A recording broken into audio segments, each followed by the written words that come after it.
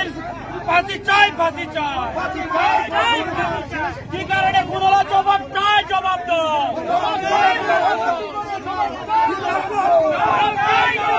Murder কি করে হলো? জবাব চাই, জবাব দাও। ফাঁসি চাই, ফাঁসি চাই। বার করে মিডিয়ার কাছে বলুন আমি এই কারণে মার্ডার করেছি। আমরা সরে যাবো। কি কারণে মার্ডার করছে?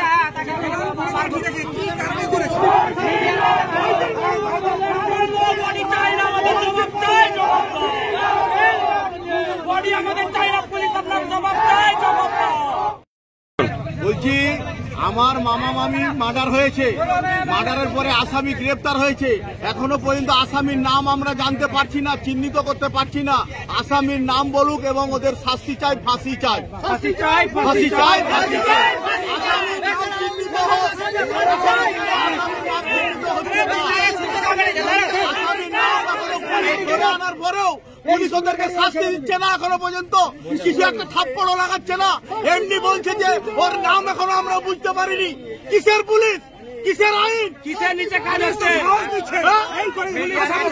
আসামির নাম বলো, আসামির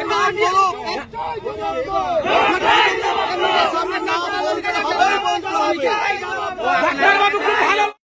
পুলিশের কাছে আমরা এই অভিযোগ করেছি, পুলিশের কোনো কাজ আমরা দেখতে পাচ্ছি না। আমরা ওই আসামি ডাইরেক্ট বাড়িয়ে মিডিয়ার কাছে বলুক যে আমি এই কারণে মার্ডার করেছি, আমরা রোড দিয়ে স্যার সরে যাবো।